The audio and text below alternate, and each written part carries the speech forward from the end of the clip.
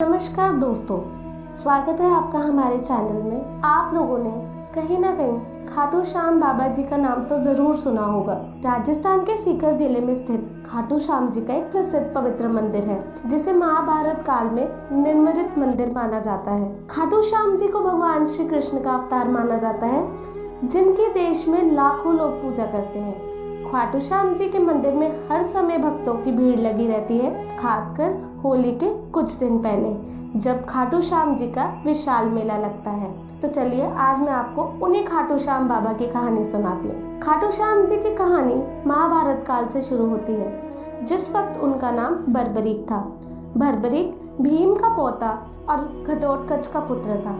बर्बरीक बचपन से ही बहुत वीर योद्धा था, जिसने अपनी माँ से युद्ध कला सीखी थी। भगवान शिव ने बर्बरीक से प्रसन्न होकर उसे 3 अचूक बाण दिए, जिसकी वजह से बर्बरीक को 3 बाणधारी कहा जाने लगा। उसके बाद अग्निदेव ने बर्बरीक को एक तीर दिया, जिससे वो तीनों लोक पर विजय कर सकता था। जब बर्बरीक को पता चला कि पांडवों और कौरवों के बीच युद्ध अटल है, तो वो महाभारत युद्ध का साक्षी बनना चाहते थे। उन्होंने अपनी माँ को वचन दिया कि वो युद्ध में भाग लेने की इच्छा रखते हैं और वो हारने वाली सेना की तरफ से लड़ना चाहते हैं। इसके बाद बर्बरीक नील घोड़े पर सवार होकर अपने 3 बाण लेकर युद्ध के लिए रवाना हो गए। रास्ते में श्री कृष्ण ने ब्राह्मण का वेश धारण कर बर्बरीक को रोका, ताकि वो उसकी शक्ति की परीक्षा ले सके।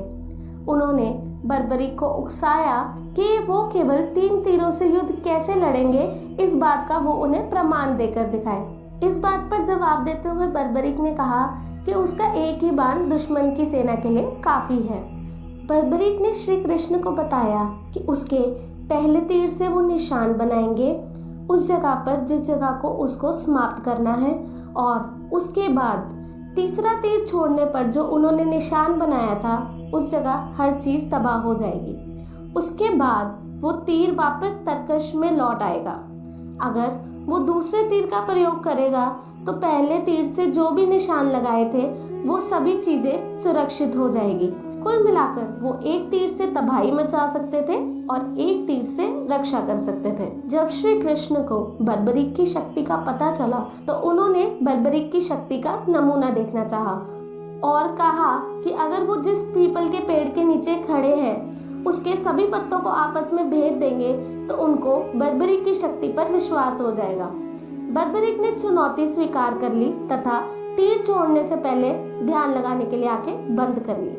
तब श्री कृष्ण ने बर्बरीक को पता लगे बिना पीपल की एक पत्ती को तोड़कर अपने पैरों के नीचे छुपा लिया।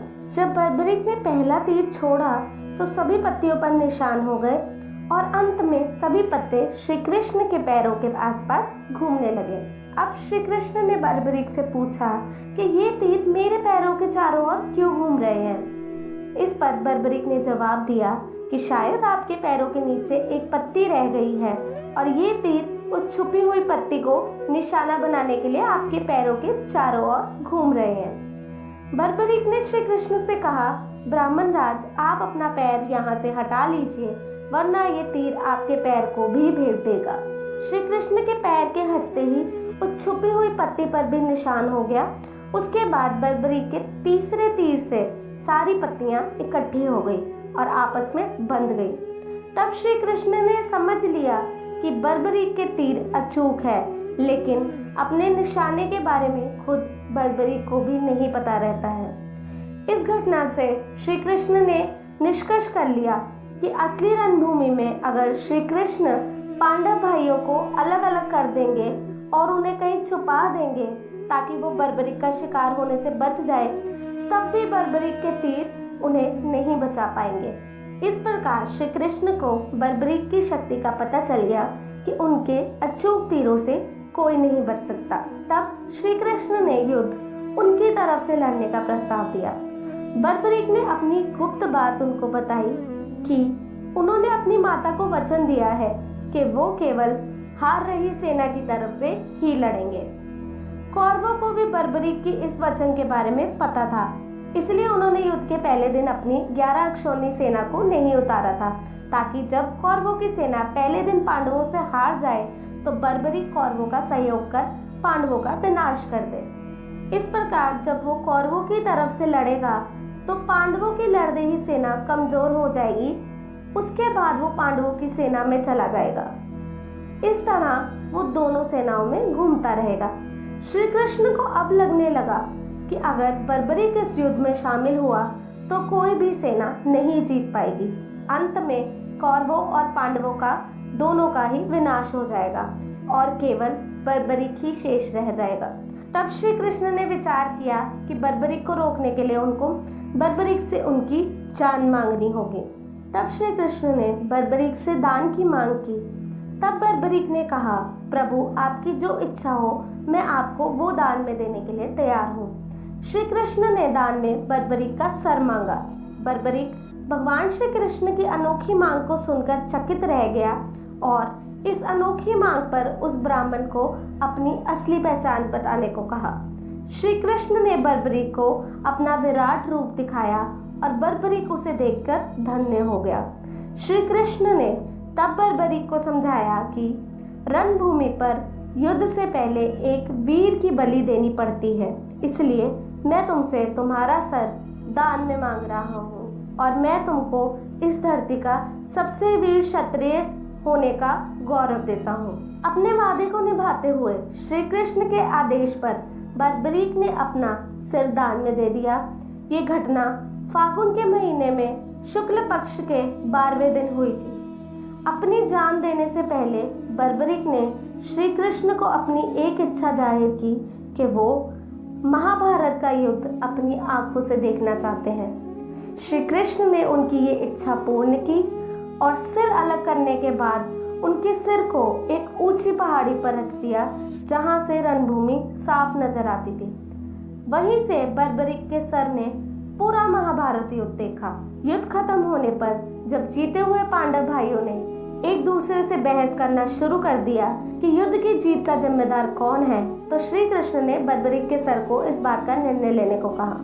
तब बर्बरीक के सर ने सुझाव दिया कि श्री कृष्ण अकेले ही ऐसे हैं जिनकी वजह से महाभारत युद्ध में पांडवों की जीत हुई है, क्योंकि उनकी रणनीति की इस युद्ध में अहम भूमिका थी और इस धर्म युद्ध में धर्म की जीत हुई। महाभारत युद्ध के बाद बर्बरीक के सर को श्री कृष्ण ने रूपवती नदी में बहा दिया। कई सालों बाद कलयुग की शुरुआत में उनका सर जमीन में दफन वर्तमान राजस्थान खाटू श्याम गांव में मिला। कलयुग के शुरुआत में इस जगह को छुपाए रखने को कहा गया। एक दिन उस जगह पर गाय के थन से अचानक उस जगह पर दूध गिरने लगा। इस चमत्कारी घटना को देखते हुए स्थानीय गांव वालों ने उस जगह को खोदा और वो सिर बाहर निकाला। उस सिर को एक ब्राह्मण को सौंप दिया जिसने कई दिनों तक उसकी पूजा की, जब तक कोई चमत्कार नहीं हुआ। खाटू के राजा रूप सिंह चौहान को एक सपना आया कि उनको एक मंदिर बनवाना है जिसमें कि उस सिर की स्थापना करनी है। तब मंदिर का निर्माण शुरू किया गया और फागुन मास की शुक्ल पक्ष के 11वें दिन उनकी प्रतिमा को स्थापित किया गया। तो ये थी खाटू श्याम जी की कथा। मिलते हैं हम आपके साथ अगली ही ऐसी किसी वीडियो में। तब तक हमारे चैनल के साथ बने रहिएगा। वीडियो अच्छी लगी हो तो लाइक कर दीजिएगा, चैनल को सब्सक्राइब कर दीजिएगा। धन्यवाद।